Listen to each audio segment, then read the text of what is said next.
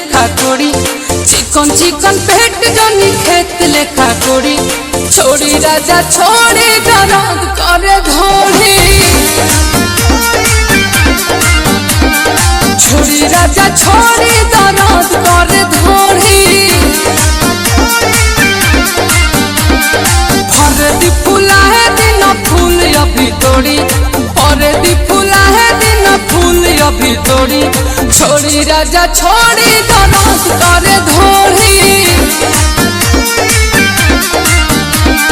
छोड़ी राजा छोड़ी दर्द करे घोड़ी।